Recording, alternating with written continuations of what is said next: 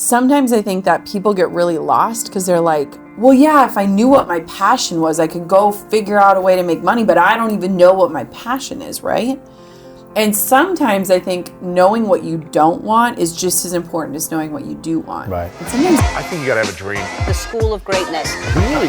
Yeah. Please welcome Lewis House. You were a full-time wedding photographer still, I think. And then you were just kind of getting into, teaching a little bit and coaching and things like that. And I think maybe you created one course or something at the time.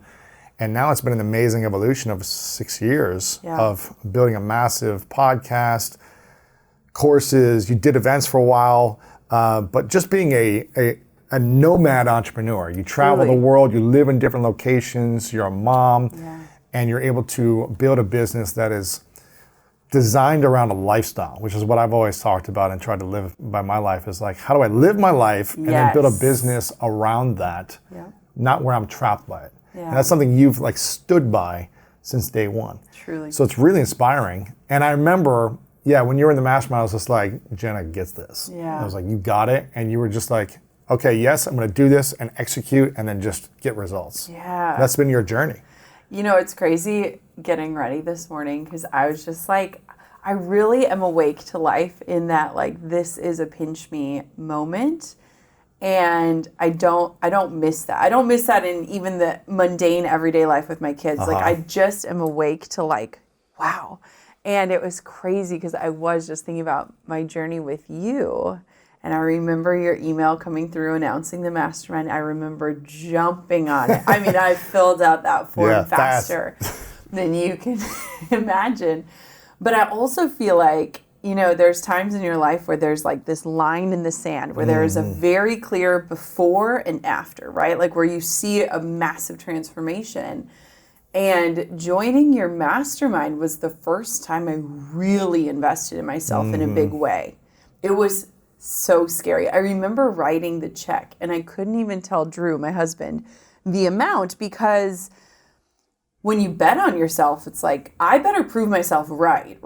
You're I better make this a worthy investment, and holy cow, but it is so cool to be with you here in this setting. Think of how far we've come and even just our relationship too over the time. It's we've done a lot of life together, which is pretty cool. A lot of trips and masterminds and it's cool. Ups and downs and everything in between. And it's so fun to watch your journey because I remember just thinking if you just are keeping consistent, great things are going to happen. Yeah. And they've been happening. You've got a book out now. How are you really? Your podcast, again, all your courses, everything is just all very inspiring. I'm curious, what was a kind of a pivotal moment after the mastermind where you realized things can take off financially and in business and you don't have to overextend yourself? Because there was probably times where you maybe overextended for a while. Oh, yeah. But when did you realize you could do both? Yeah. Okay, so there's actually a story in the book about your mastermind, which we'll talk about. But it was kind of crazy because being in the mastermind for me, as someone from the Midwest who lives in small town Minnesota, I had literally never been in a room with people who could say, I desire wealth, or I desire freedom, or I desire flexibility. It was so crazy for me to be around people who were unapologetic about their pursuit, whatever their pursuit looked like, whether it was financial or lifestyle or flexibility. And it was the first time that I was around people where they were just here's what I'm going after. And I was whoa, even to speak those types of things, especially in the Midwest, Sure. It's people think you are crazy. You didn't talk about money or how much you wanted to make or none of that. How much you were making, any of those things, So it really opened my eyes to this new world because I feel like before joining your mastermind, I was so lonely in the pursuit. And I also felt am I greedy, or why do I want these things? Or, am I hitting my own ceiling, my own glass ceiling? And when I was in your mastermind, I was in the heart of a really big pivot because I was a wedding photographer. I had experienced my first loss of pregnancy. So I remember at the first mastermind, you had us get up front and just say who you are and one thing you were working on. And I remember I got up, and I'm not a nervous person. I can speak wherever. And something overcame me where I decided to share about that loss. And I was just like, I'm really I really want to be a mom, and this isn't happening right now. And you had everyone in the mastermind write on a slip of paper, if they could help you with whatever that goal was, just write your name and phone number down. And pass how they could help or something, forward. Right? Yeah. And Dr. Laura Noel was in the mastermind, right. and she had written on a piece of paper, and it said, I will help you with your fertility. And she was a fertility expert, yeah. Yes, and I remember getting that piece of paper and thinking, I don't need help. My loss was a fluke. That's really, really sweet, but whatever. But for some reason, I held on to that paper. And in the course of the following year, we ended up experiencing our second loss. And I found that slip of paper literally days after our second loss that said, I will help you with your fertility with a phone number. And there's a story in the book about how I joined a mastermind thinking this is going to explode my business and all of these things. And really it exploded my life. So to get back to your question of, when have there been seasons where you've overextended yourself or gone in the opposite direction? I think a lot of us achievers are prone to do that. It's like this cycle. But I've recognized time and time again that success shouldn't look a certain way, it should feel a certain way. And when I stay in alignment with how it should feel, I am so much more at peace and not in the pursuit of this frantic pace. What should it feel like? For me, it feels like peace, and it feels like no urgency. When you say no stress, you mean it. You know what I mean? Sure. My team and I, we have this thing where it's we literally start every message with this isn't urgent, but here's what we need. Because it's this reminder. No rush. Not going to get it done soon. Well, but it's really, it's don't worry. But if you're in your life, be in your life. But when you come back on, this is what I'm waiting for. But it's right. We don't need this right now. Don't stop whatever you're doing. Yeah. But get back when you're back in the work mode. Yeah. Interesting. Yeah. That's cool. Yeah. I like that. Yeah, it's been interesting. But it's, it's just crazy to think about. We often say, in the business world too, it's sell people what they think they want, but serve them what they need. And when I look at my experience and specifically my experience with you, it was I joined the mastermind for this one thing, but I ended up working with Dr. Noel. She helped me, and I really truly attribute a lot of my ability to carry a successful pregnancy to my work with her, which is kind of crazy. And I met her through you. That's beautiful. Yeah, I'm sure you would have met someone eventually like that, but I'm glad that they brought you. You take credit. You were the godfather of this. I'm the reason you have a child. Yeah, no. I think people you attract the things you need. You're looking for things you need, and people will find their way to you. Yeah, that's really beautiful. Then why you also said back then that you would never do a book. Yes. You were I'm never doing a book. So why did you decide you wanted to do a book? Yeah. And what's the message and the intention behind it? Yeah. So I remember because you were launching and I was your it's exhausting. It's second book, The Mask of Masculinity, and it was coming out. And it was basically kind of launched right around your event, right? Yes. Yeah, we got our first right copy afterwards, then. Yeah. Yep. And I remember we each got one question to ask. And I remember looking at you and being why would anyone do a book? So I remember I don't understand it. And I said for many years, I will never do this. I'll never write a book. And we were in a season with our family. So we now had our first daughter, Coco. I was going to get pregnant with my second child, hopefully. And it's a long story, and it's a part of my book in the epilogue, but it was in the middle of the pandemic, and it was when things were slightly creeping open again, and it was mine and Drew's 10-year anniversary, and I was we can't really go out to a fancy dinner or whatever, but I booked us massages, and it was in northern Minnesota, a town of 1,200 people. There's this place called Loot Zen, and I booked us massages, and I go in for my massage, and the woman there, her name is Thea, and she's I'm a medical medium. And I was interesting. I don't know what that means, but cool. Let's go get the rub down. So I go down, get my massage, have my mask on my face. And after the massage, she goes, can I tell you what came up for you today? And here I'm just booking a 60-minute massage. I'm sure. I'm very open-minded. What came up? And she goes, there's something you need to do, and you know you need to do it, but you're avoiding it. You're turning your hips away from it. And when you were laying on the table, I just wanted to hold your hips down and say, follow the path. You know what you need to do. She didn't say, like, you need to write a book, but you know what? I knew right away. Really? With utter clarity, she goes, do you know what I'm talking about? And I go, mm-hmm. And I come home from that massage, and I have, like, the ring of the table on my eyes. And Drew's like, how was your massage? And I was like, I'm writing a book. And it's really wild because people have described the process to me at times, and they're like, once you know, like, it just pours out of you. And I'm like, that is bogus. Like, writing a book is a lot of work. And what's crazy is that exact night, because you know I execute really well, I open up a Google Doc and I wrote the first half of the book in a night. It was crazy. Yeah. And it was funny. So I intentionally did everything in the book process backwards on purpose.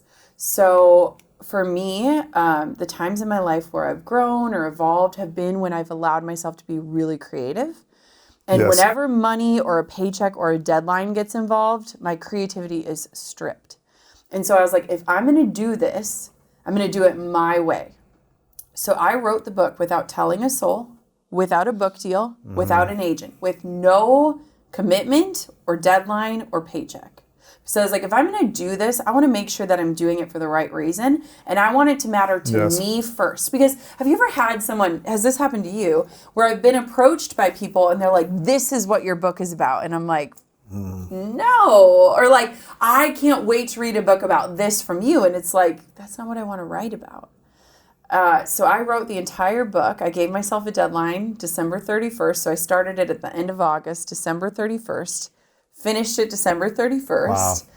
And then I went through the process after that. And it was really cool because I did what I wanted to do without any feedback, without announcing it to the world. Right. Nobody knew about it, not even my family. Like, I just really kept it close to my heart because for so long I said I'm not going to do it.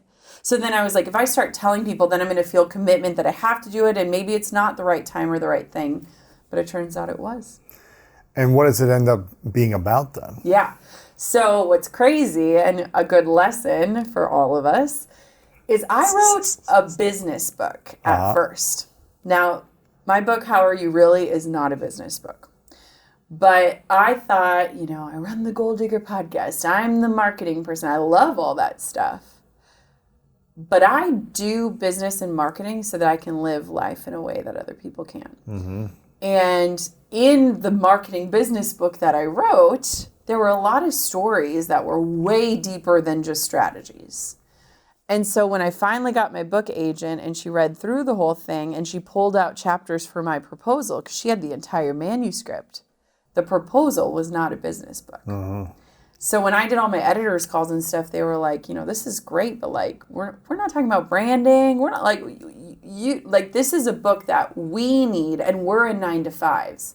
And so it really expanded it. And for me too, it was like, where do I want to see it on the shelves at Barnes & Noble? Like, where do I envision it? And it wasn't in the business category. So it was beautiful because, like, as a former photographer, it almost felt like I was, like, widening the lens. Like, I was zoomed in and I needed to, like, back off. But it also meant a lot more work. Exactly.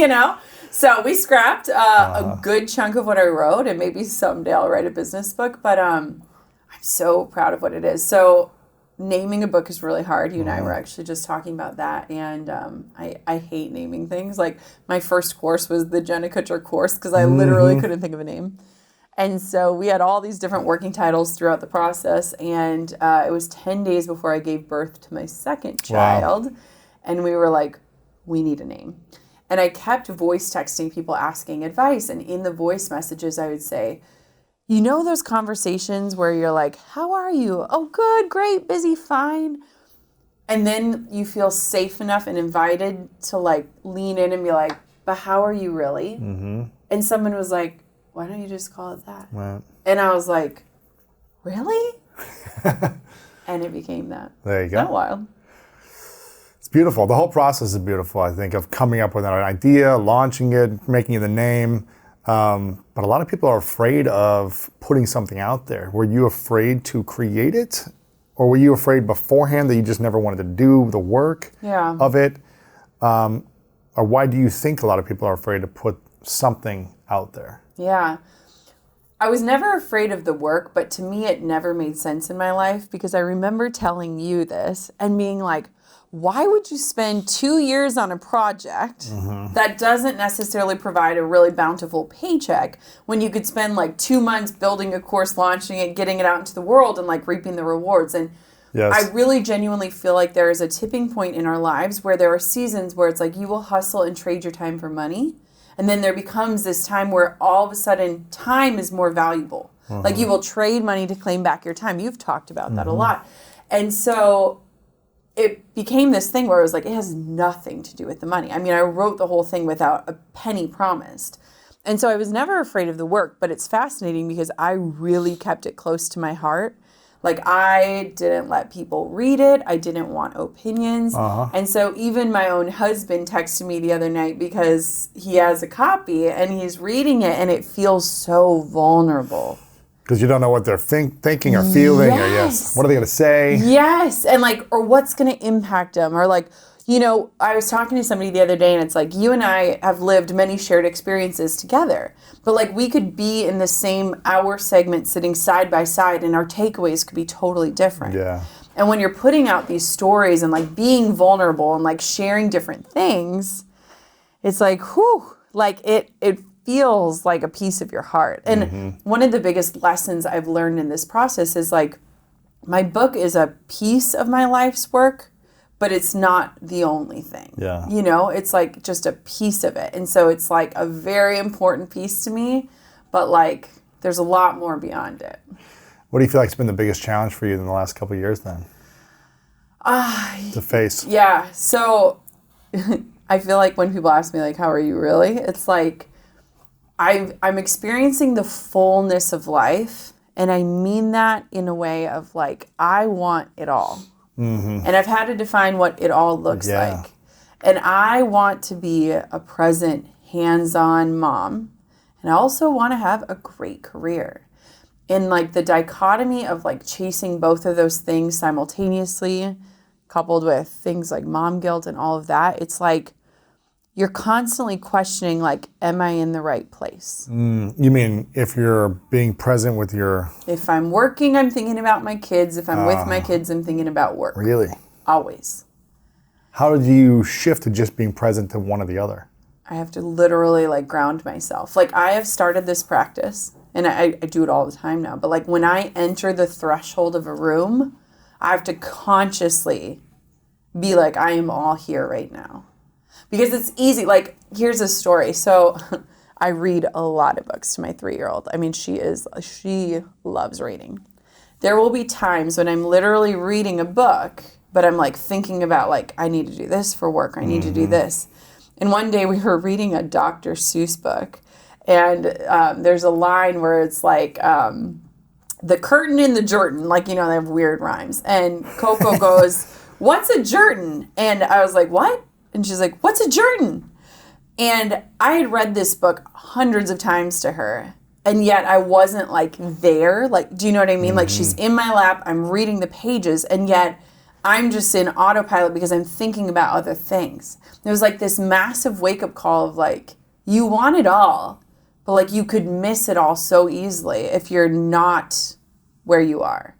And so it was really funny because she's like, what's a Jordan? And I was like, oh my God, like I am reading this book and I've read it so many times and I don't even remember this page because I haven't been like fully there. Sure. So I've really had to work really hard because my brain is our brains are so powerful, but they're always spinning, right? Right. And it really takes me just as much focus to like calm my brain as it does for me to like speed it up. Where do you feel like in your life you need the most support? Yeah, I mean, asking for help is the worst, right?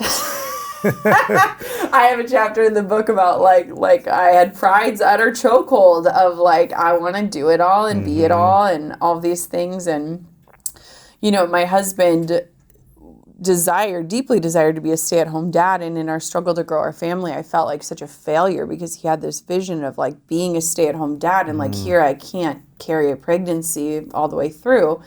And it felt like I was like dropping the baton because he had supported my entrepreneurial dreams. And now I'm like the one that's like not allowing him to live his dream.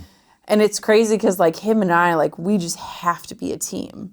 And so asking for help in that way is like massive, and keeping really open communication, because like I am so driven, but I'm also so grounded, and trying to like live into both of those things requires someone keeping you in check, right? Sure. Like, hey, set the phone down, close the laptop, like, you know. But asking for help too, in the chapter in my book, it was talking about how for years as an entrepreneur, I wanted to just do everything. And I thought, no one can possibly love this the way I do. No one can possibly do anything the way I do. And how many of us have felt that way? Yeah. And in that chapter, this girl named Caitlin had reached out to me 2 different times, and she supported wedding photographers. And she had reached out and was like, I live in your area. I love your work. I'd love to support you. And basically I said, thanks, but no thanks, both times. And she reached out a 3rd time, and it was on the exact day that we had lost our 2nd pregnancy. And it said, just checking in. I know you said you're good, and she had no idea what was going on behind the scenes. And finally, for like the first time in my life, I like literally said like, I need help. Wow. Because I was like in the fetal position, and I had built a business that literally required me to show up or I didn't get paid. And it was like this huge realization of like, yeah, I built a successful business, but if I am not upright and showing up, it's not a business. Earning. Yeah, you're not earning anything. And so the chapter in the book is like how when we accept help and when we like learn how to ask for it, we are so enriched. And there's so many people in our lives that like they love just being the helper. And when I say just being the helper, I mean like being the helper is transforming lives. Yes. And it's really interesting because I feel like I've discovered that in business, and this goes for you as well, is like there are very few things that only Lewis can do. You have to be the face and the voice and the vision, right? You are the visionary, but your team are like the missionaries. Like they are the ground workers, the copywriters, the people helping spread the mission.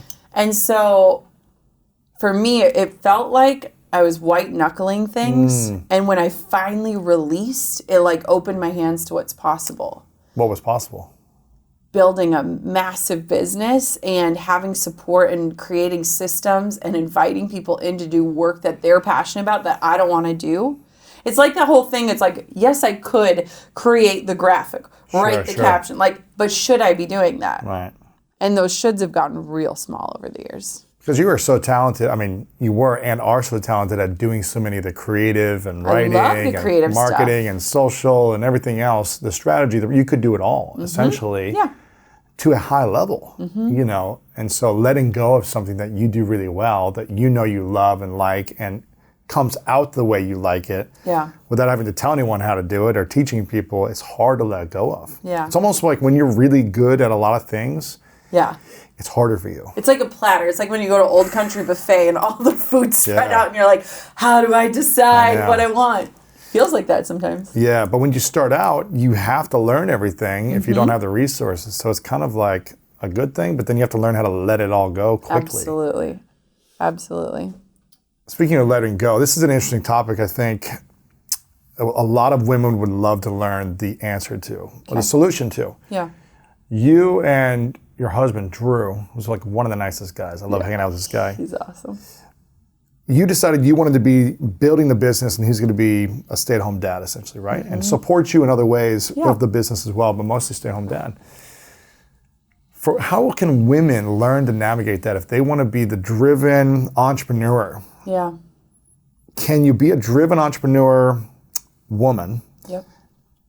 Find a husband who's also a driven entrepreneur, or does one of you need to have some less drive on their career and business to be able to support if you're trying to have kids? What's worked for you? What doesn't work? What would you do differently if you started this over again? I honestly wouldn't do anything differently. And I think what is fascinating about this is like, especially in the Midwest, it is still very traditional.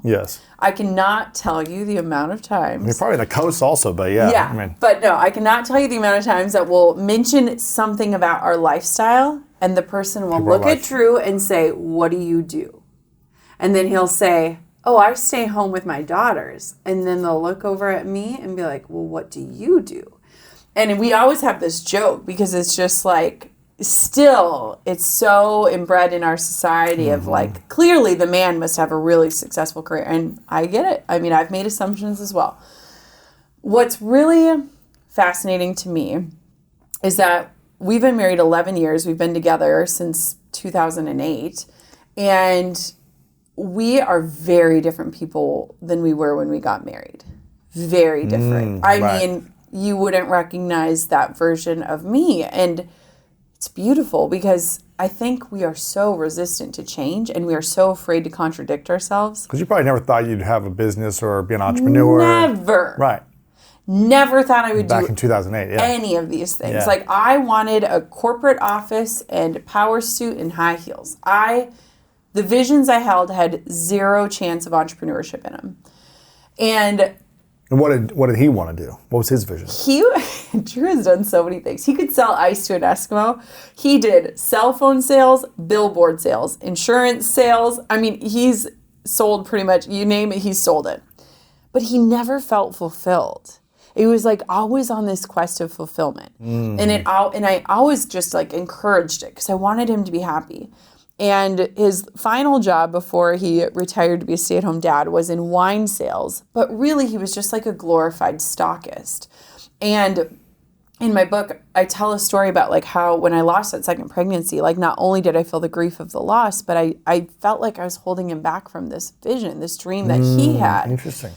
And he could have groveled and grumbled his way through, and he just went out and stocked that wine in that season. And I think a lot of times people are sitting in these waiting seasons and they're just wasting them. They're angry, they're mad at like things aren't happening for them. And I like look at him with such admiration of like, he had this bigger vision for his life, but it wasn't happening. It took 3 years for him to actually be a stay-at-home dad. And he worked so hard and like he never complained. So I'm like, great reminder for people. I mean, it's the great resignation right now. 1 in 3 people are looking for a new job or quitting their job. That's massive.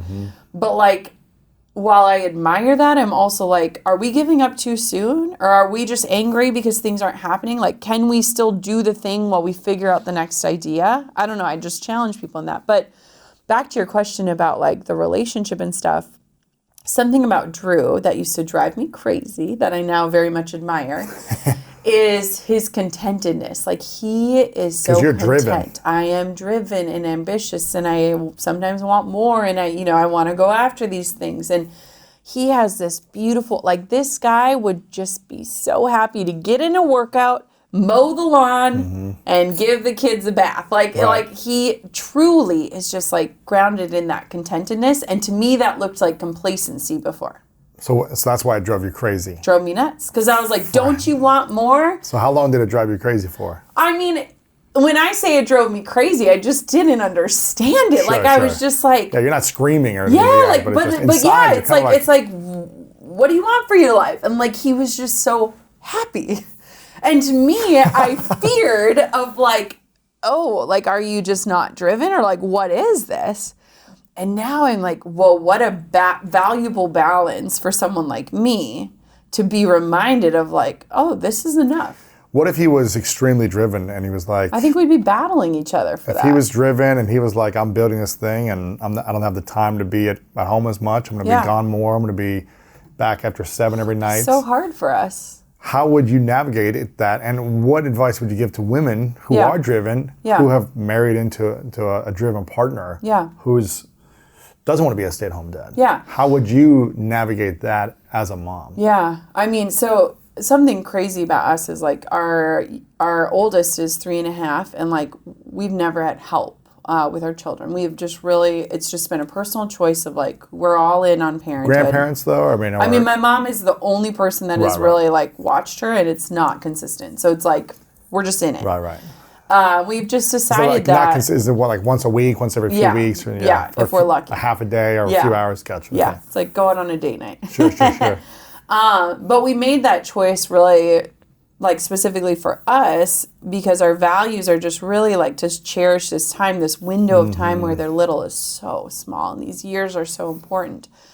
And so if he was driven or had this brilliant idea or had these things, honestly, I would feel a responsibility to pass the baton to him because he has supported me in exceptional ways over the years. But I think I'd be reluctant to hand it over, right? I think it would be really hard. I really think that his role is often overlooked. And so for your listeners that are the stay-at-home parents or the people who are, giving this season of life to be at home with their children or to help raise their children, it is the most overlooked and underappreciated job on planet Earth. And it's crazy to me because what I do and what you've watched me do over the last few years is literally only possible because of him and his support. The support. Yeah. I mean, he cooks, he cleans, he does it all. And with a smile. With a smile and his six-pack abs, baby. He's just a happy guy. Yeah, he really is. And so, yeah, if both people are driven, I think that there has to be a season where there are handoffs. Like, I always just picture it as like a relay race where it's like I'm sprinting and you're waiting, and then you're sprinting and I'm waiting. And there has to be conversations. And I think a lot of women have this deep desire for change or growth or evolution or trying something new, but they don't even know how to express it. They don't even know how to say the words like imagine you and I are together, which whatever. But like, Lewis, I know that I've been this way for you. I know I've supported you in this way for so long, but like, I have to change. I'm going to change, and I'm inviting you to enter this change with me. Right. It might be uncomfortable. We might have to figure it out, but like, here's what I really want to do. And I mean, if you're with a partner that loves you, I would sincerely hope that they support you. Sure. But it's crazy. I do think that a lot of relationships benefit when it's like one person's driven and the other one kind of brings them back home to earth. And I think there are seasons of trade-off with that. That's interesting. So when did the thing that drove you crazy about him switch to being like, okay, it doesn't drive me as crazy, and now I'm actually really grateful and appreciative that you're in that energetic space? Yeah. I mean, even today, he's home with 2 kids, sending me updates of them going on walks with the wagon and things like that. And him just saying, like, we're good and you're doing great and I love you. Like, that's massive to me because I already put enough pressure on myself. So if I was worried, like, I'm going to go home to, like, a grumbling husband and my house is tore apart and my kids need a bath, like, that would be hard. It doesn't drive me nuts anymore because it's brought me, like, back to earth in a way of this season that I'm in is busy, but it's not crazy. And it's a very thoughtfully busy. Like, anything I'm doing in my life right now is by choice, not necessity. And I have learned and really, like, embraced this idea of, like, I can pump the brakes on certain things that I know I could soar at, that I know I could crush it in. And I say that with just confidence. I think more women need to be confident. But I'm saying no to so many things because I trust that I can hit the brake and know where the gas pedal is. The gas pedal's not going anywhere. And so for the next few years, things are just going to look a little different for us because I really want to be with my kids. Yeah. And so a lot of people, I think, are lacking this belief in themselves of like, what's gotten me this far will carry me forward, but I don't need to believe the lie of like momentum and have that keep me on the hamster wheel. You know what I mean? Sure.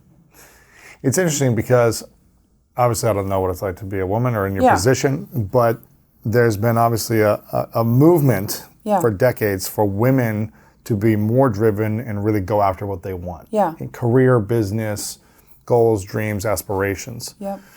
And at the same time, there's probably judgment for going after those things. Absolutely. When you have kids and not being there for the kids. So there's this push for women to go be more than what you were told maybe as a child you shouldn't be doing or something, right? Like go be more, do what you want, chase your dreams, live a career, life, have kids later in life, all these different things, wait to get married, whatever it might be. But then doing it, there's probably judgment around it also of like, well, now you have 2 kids and now you have a responsibility and now you should be at home more, and how are you raising them and you're letting him raise them and why aren't you, there's probably this judgment. So how do you navigate the guilt, shame, judgment from others, maybe internally, for living this type of lifestyle? Yeah. You know, it's crazy because oftentimes, and I say this with respect, I ask myself, would my male counterpoint CEOs have to worry about this or think about this or do this? And I had a massive moment. So I'm here with you, and this is the first time I've been gone from my family in 9 months. So it's not like I'm on the road all the time. I'm actually never on the road. And I had this moment 2 nights ago when my 3-year-old woke up in the middle of the night screaming for me. And I had her monitor on my nightstand in the hotel room. And for an entire hour, I sat on my phone and helped her breathe. And I just said, smell the flowers, blow out the candles. Smell the flowers, blow out the candles. And I got her back to sleep while I'm here in California. I'm sitting here and I'm like pumping because I'm nursing my kid back home, talking to my 3-year-old, and I have to wake up and do multiple things the next day. And I was like, would any of my male CEOs be expected to have a baby monitor on and do all, you know what I mean? And I say that out of there is so much expectation around women. And it's like we're supposed to work like we're not mothers and mother like we don't have careers. And like, that's a problem. And it's fascinating because I don't necessarily feel guilt. I want my daughters to like see me doing my work. And actually, when I first had Coco, and it was like this 3-year-long journey, and I just like freaking prayed for like this miracle, and here she comes. I never wanted her to see me working. I had a weird thing about it where I was like, I want her to never see me like on my phone or my computer. I just want... Why? I just wanted her to never feel like second fiddle, even though she was a baby. But I just wanted her to see like mommy's present. I feel like there's this huge pressure for presence where it's like, don't blink, you're going to miss it, you know? And it's like, I literally remember like feeding her and like looking at her and like counting her eyelashes and being like, am I going to remember this moment? Because it was just like, I know how fleeting this all is. Sure. And as she's gotten older, I want her to see me working, and I want her to understand my work, and I want it to be something that she's proud of, and I want it to paint possibility because the lifestyle she's living is possible because of my work. And so when I was writing my book, in the dedication, it says like, to Coco, like, thanks for being my biggest muse and like my greatest inspiration. Also, thank you for sitting next to me and making me play Baby Shark in the corner of my computer screen while I was writing my book so that we could sit together, because she would literally be by me while I was working. I watched Baby Shark a lot of times. And, you know, it's fascinating because as she's starting to like understand more and stuff, obviously her scope of what's normal in terms of a career as a woman is very like enlightened for seeing what I've done and what I continue to do. But it is so much pressure because it's like, you know, no dad is asked like, oh, you left your baby at home to go do a work trip. Right. Like that, it's just a different thing. And even on the way here to your studio, I had a Uber driver. We were in a minivan and we're like talking about family. And I was like, yeah, you know, I have a little one at home. And he was like, oh, how did you leave? And I was like, you don't think it was hard enough? Like, right. You know, and it was like, I'm like, there have been 10 times on this trip where I've just been like, book me a flight, I'm going home. But I truly believe I'm still working at a pace that is super sustainable. Yeah. And in a way that it's like, no, I'm home. And when I'm away, you better believe I'm getting stuff done. Right. And you're gone for a limited time and then you go back. Yeah. I'm curious about money dynamics. Oh, yeah, let's talk about it. I don't think this is talked about enough. Yeah. Well, I also don't think there's a lot of models out there maybe that I've seen where, you know, the female partner in a male-female dynamic is the breadwinner, is the one earning all the money, majority of the money, 90%, whatever it is, and responsible for most of the money. Two questions here. Yep. One, how did you learn to believe you were able to earn more when you kind of had a set amount you were making for so many years? Obviously, it was increasing, but to really exponentially grow to abundance financially, that's number one. How did you believe that you could earn more? And what was the deciding factor for unlocking more for you? And then number two, how do you manage the money dynamic Yeah. in the relationship? Yeah. And how does that work? How does that communicate? And how do people believe in their worths at different stages? Yeah. So the first part of the question is actually going to be very different than I think what you're expecting. So I remember the day that I hit 6 figures. And for me, that was a massive goal. Like get 6 figures in 1 year, you brought it in. What year was this? This would have been my 3rd year as a wedding photographer, so 2014. Okay. So I built a 6-figure photography business in 3 years flat. It's big. It's big. In the Midwest. In the Midwest, it was like basically condensed to 6 months of shooting. I shot every weekend. I had no time off. I missed weddings. I missed time with my family. And I remember the day that I hit 6 figures, it felt like crap. Really? I was empty. I was burnt out. I remember like standing in the shower and being like, why aren't the angels singing? Where is the confetti? Right. Because I thought this would feel different. And what's interesting is I was just so tired. Like I was like the bone deep kind of tired. And I had built this business and hit this goal and it felt terrible. And Drew came home from work the next day and I said, I thought this was going to feel different. I'm not even enjoying the money I'm making because I have no time. And I said, I'm going to propose something that's a little crazy, but I just want to see what you think. And I made this color-coded spreadsheet, and he sat down, and I said, I was a lot happier when I made $50,000 a year. I said, I can't do this again. This isn't sustainable. I'm ready to chuck my camera out the window. And I said, would you support me if I said I want to go back to making $50,000 a year, but I want more time? And it was really weird because I like expected him to kind of be like, you know? Was he making a lot of money then, or was he making some money, or like is he 50? I mean, we were both like we were just both the Midwest average, and I thought he was going to be kind of like, and he looked so relieved. Wow. Like it was just like, yeah, let's do it. We know we can. Right. We know we have. Like if we go back to eating ramen noodles, great. So I like made a super, super clear boundary. And at the time I had been shooting 30 weddings and I was like, I am only going to book 15 next year. I'm going to say no to everything beyond that. Line is in the sand. I'm not going to cross it. Because I was a yes girl. I was like taught to be a good girl, say yes, don't disappoint people. And so the next year I cut it in half. And something insane happened when I did that, which was not at all what I expected.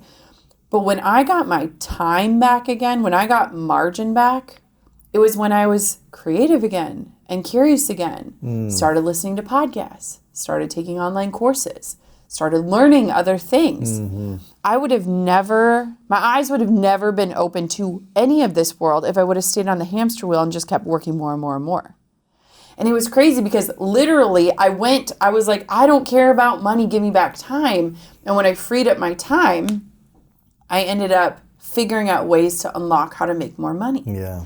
And there's also a story in the book inspired by you because there's a chapter called What is Your Enough Point? And you actually probably don't even know this. But when we were in Puerto Rico on one of our trips, you had brought along a photographer.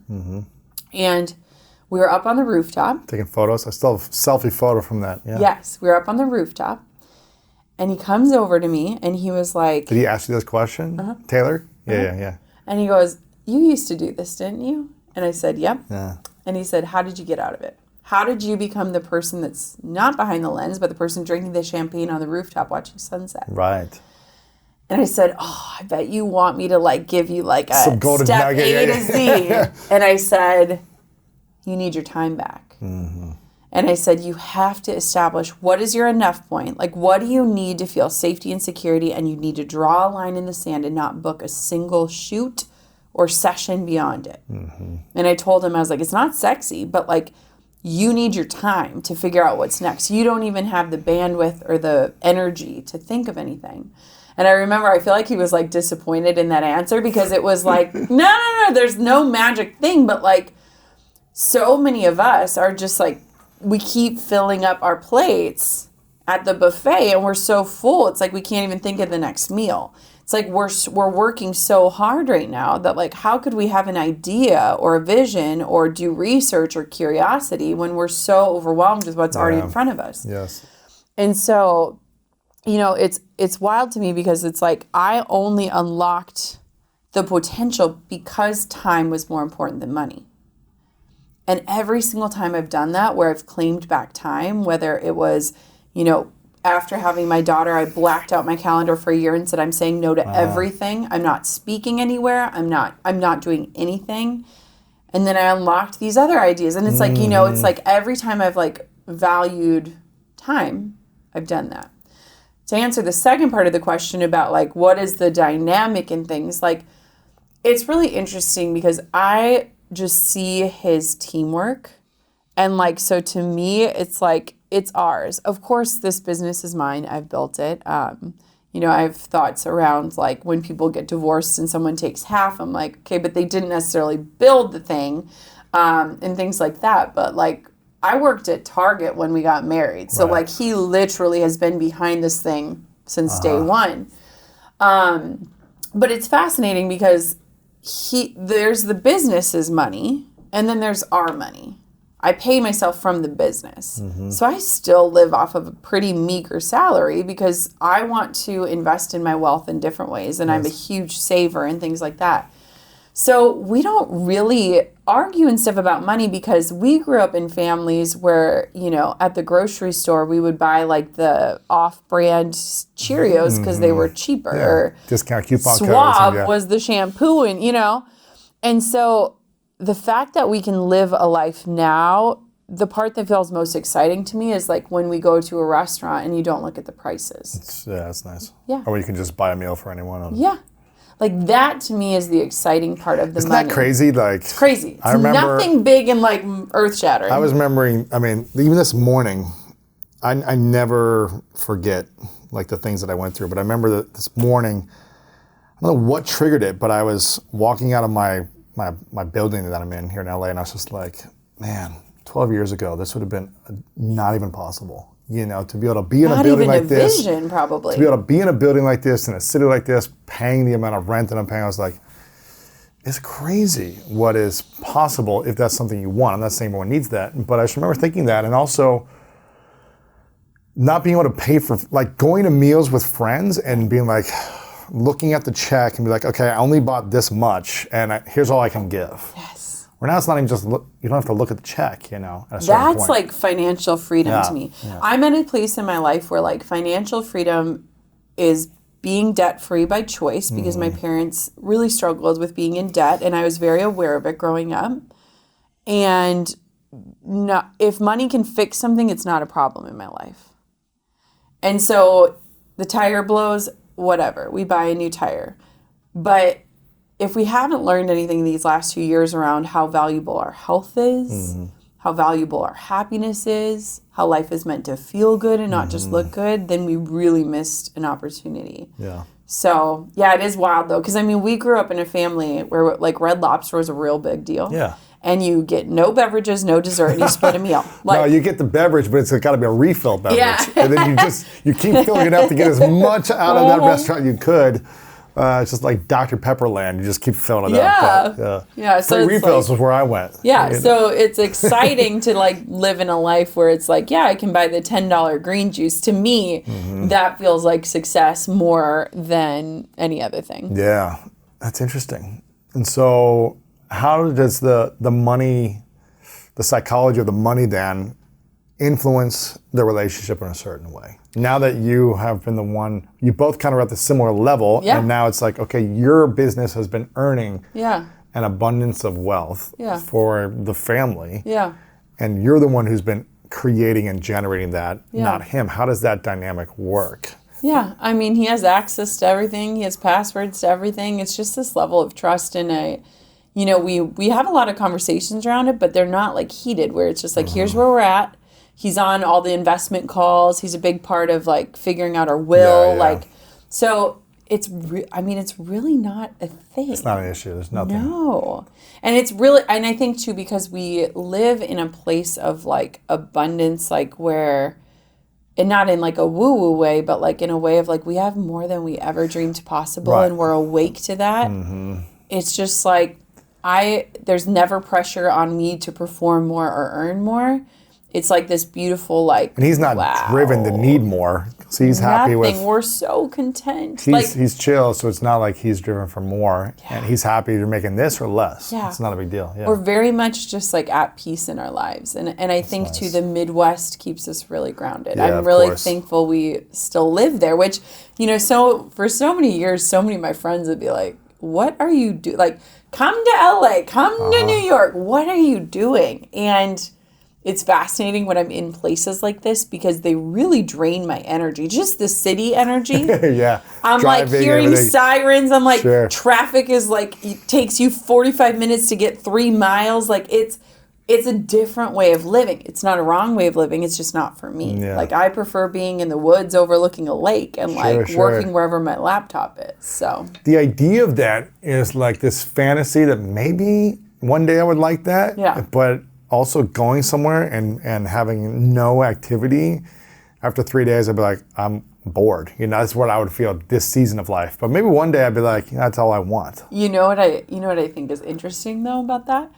It's like, a lot of people like they'd be like, if I had $1 million, I'd like retire and go to an island. And it's like we know ourselves. Like we like to make an impact. We like to work. Yeah. We like to create. And I think a lot of times too, the thought of like being in a cabin in the woods freaks people out because they're afraid to be quiet with themselves. It's really easy to drown out your worries, Sure. your traumas, when it's just busy, busy, busy. And I think what's really fascinating and like part of why I wrote my book is that during the pandemic, a lot of us had to live up to what we said we would do when time slowed down. I mean, how many times have we said, I'll work out more, I'll eat better, I'll write the book, I'll read the book, when life slows down. And literally, life never slowed down for any of us until the pandemic. And I think a lot of us had to look ourselves in the mirror and be like, am I who I said I'd be? Because now I've been given, and if you were fortunate, you were given the gift of time. If you weren't fortunate, you were out there on the workforce still, or scrambling to survive. And so I want to, respect that there was different ends of the pandemic and it looked very different. But there is a vast majority of people who were now not commuting, had more time in the day. Right. Saving their time from that. Yeah. Who were they during that time? And could they be still with themselves to face it? Sure. And so it's kind of that difference between how are you and how are you really, in that it's like you're inviting in that breath of like, who am I really? Sure. Maybe one day. But I've been looking at houses like a little bit outside of LA, not that far, like 30 minutes. Yeah. With like a yard, Yeah.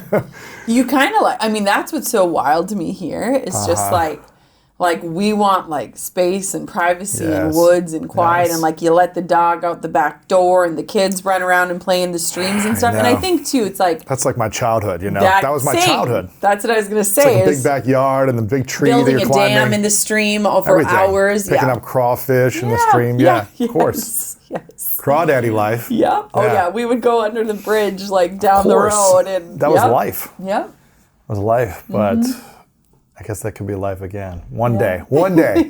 I'll get you. Yeah, no, I'm sure. I have a fantasy of like wanting to go back to Ohio sometime and getting a place there.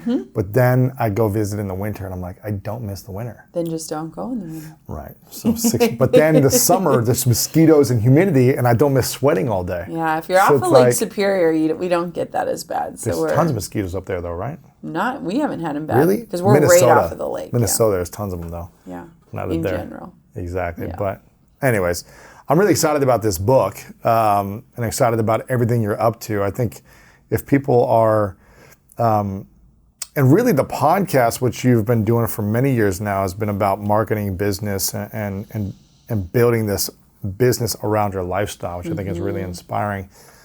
I'm curious for people that aren't entrepreneurs or that haven't done entrepreneurial things, because you and I weren't entrepreneurs. Right.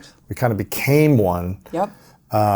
For me, I felt like it was out of necessity at the season of my life, even though I Same. didn't feel like I wanted to become one. Yep. It was never like a desire, really. Yep. But it felt like I just was kind of forced into it, or there was a necessity to it. For those that maybe feel like they might have something they want to put out there and build, but they're scared, Yeah.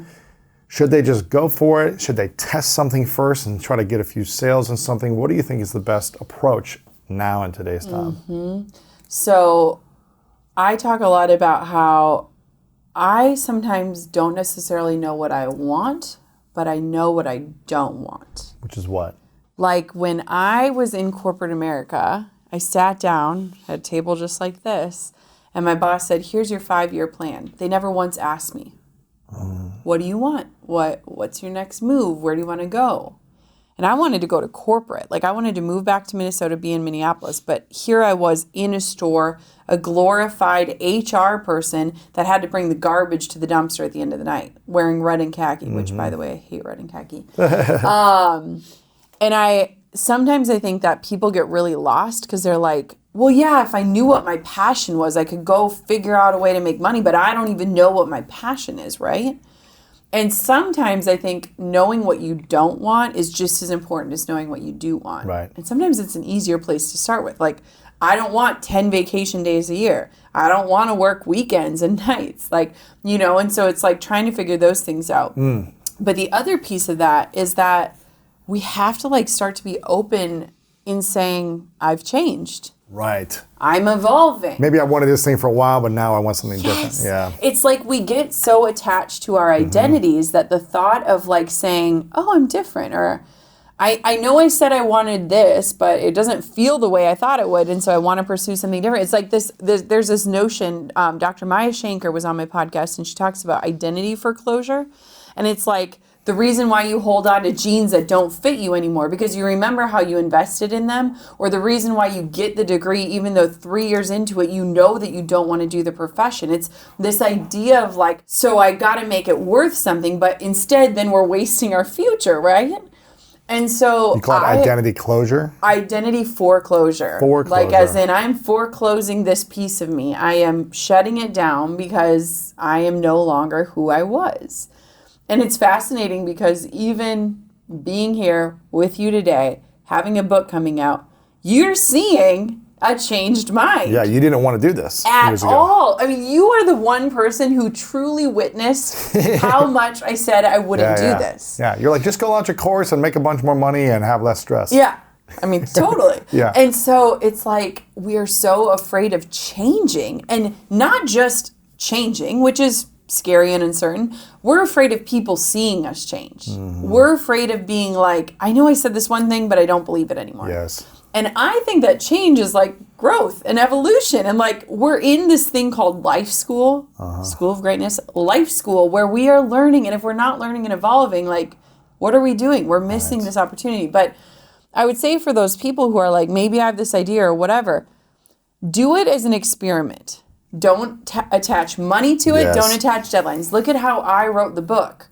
Do it in a way that proves to yourself that, one, you're capable of taking action, but in a way that doesn't necessarily paint things as like black and white success and failure.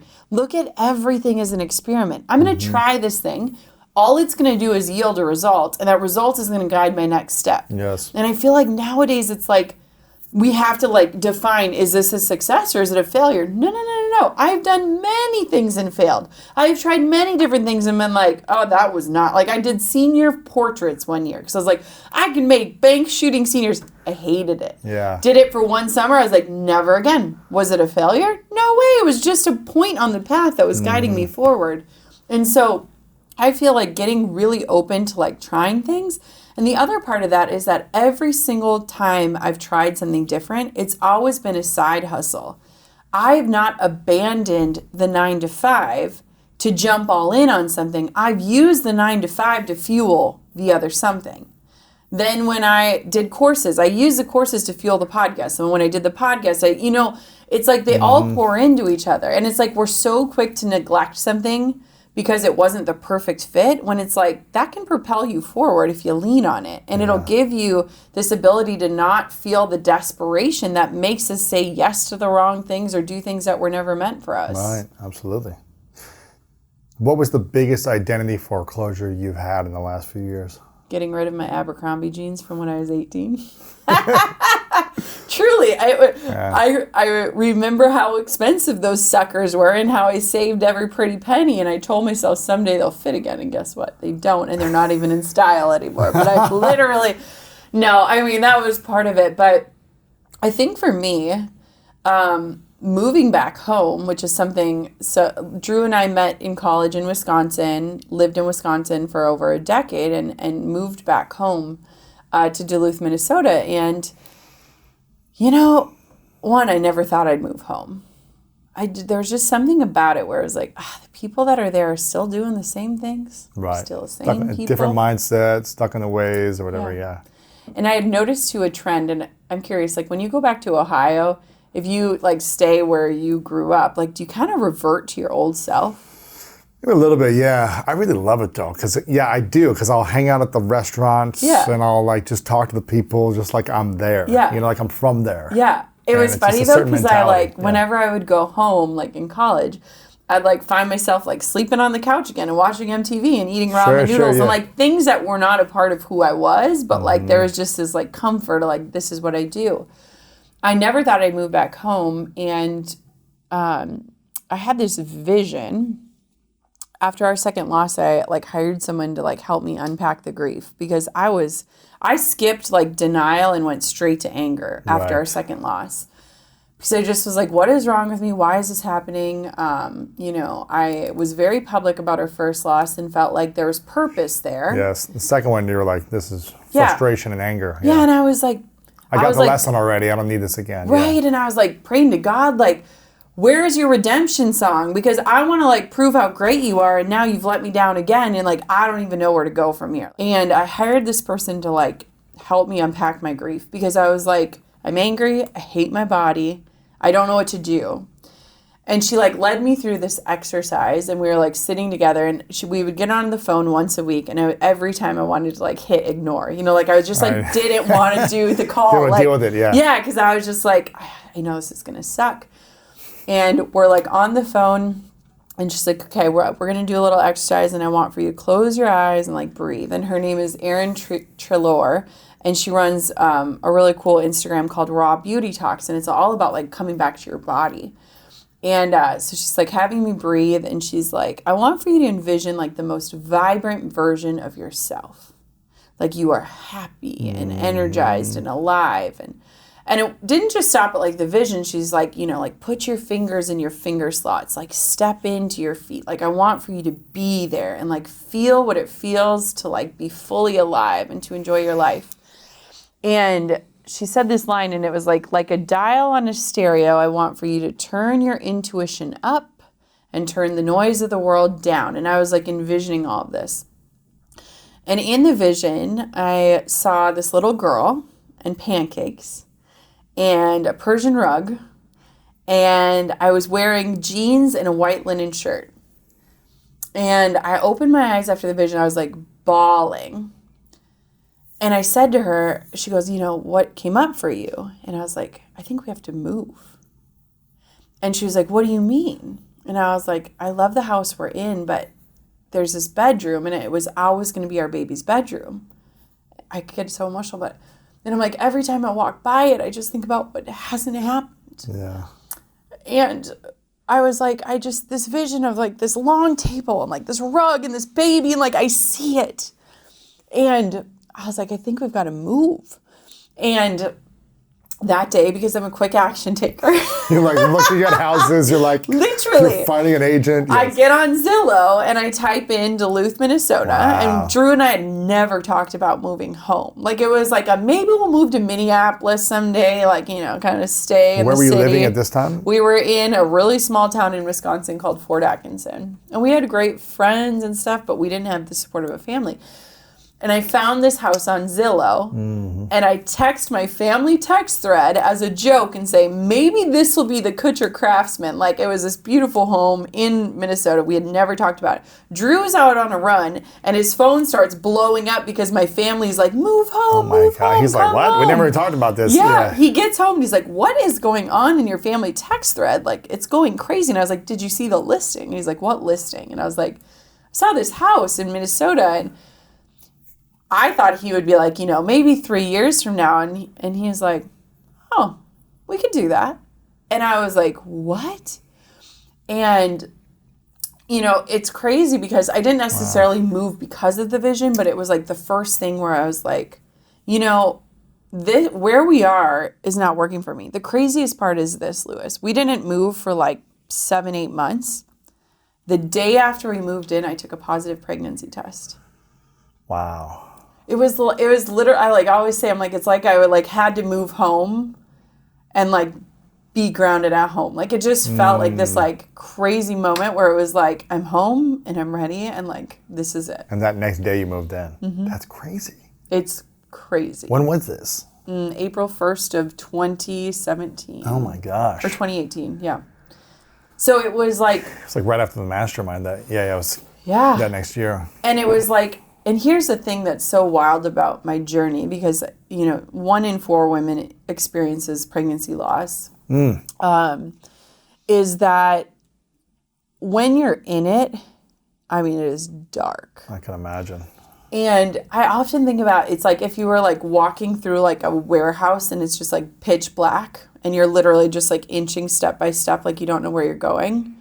And it's like you have a flashlight so you can only see like directly in front of you. And once you get through it, it's like somebody turned the lights on and you see where you were and why you were there. And I hate the line, like, everything happens for a reason, because when you are in it, there is zero reason why. Yeah, there's no reason why that happened. But our like 3-year waiting season, I can see now with hindsight, was required for me to build a life that supported what I was waiting for. Really? When I first was pregnant with my first pregnancy, I was shooting 25 weddings a year. I remember we were in Hawaii and I looked up the due date and I was like, I can't be due then. I have like 4 more weddings. I like have to cancel on these. I literally was like. It's like you were sabotaging your body. It was like I didn't know how I would do it. You know what I mean? Like, your body's like, we're not going to let you do it then. Yeah, like it's crazy. And then the second time around was a huge wake-up call, because I found out that I had lost the baby, but my body was still pregnant, and I had to show up and shoot a wedding the next day. Oh my gosh. And so I had to pretend like I was the happy wedding photographer. Man. And so when I look at those losses, they were massive teachers in my life. But by the time I was pregnant for the 3rd time, I had built a life where I was able to move and I wasn't tied to anything and I had no clients to answer to, and I had built that. And so there's this quote that I heard from a preacher, and it's like, sometimes the season of waiting is just as important as what it is that we're waiting for. I think a lot of people find themselves in seasons of waiting, and it's really easy to want to like twiddle your thumbs and just sit there, right? Like just wait and wait and wait. But I think we waste it, and it's like, I worked while I waited, and I don't mean like I hustled. I worked towards the life I wanted for when the time came. And it was so evident when it happened. That's inspiring. It's a crazy story, and it's one that I don't tell often. And there's a line in my book that says like, okay, I know this story is wild, but like, you don't have to move zip codes to start living more into yourself. One of the things I realized after that vision was, my vision was jeans and a white linen shirt. And I looked down and I was wearing sweatpants and like a college t-shirt. And I was like, you know what? Maybe I just start putting on the jeans. Maybe I don't have the baby and the pancakes and the Persian rug, but maybe I can just start dressing the way that I would dress if I was vibrant and alive and healthy. Maybe I just take a tiny step of becoming. I can't control the outcome of having a baby, but I can control showing up as a more vibrant version of myself right now. Absolutely. You said during the season, the dark season, that it's hard to think about, this is all happening for a reason, right?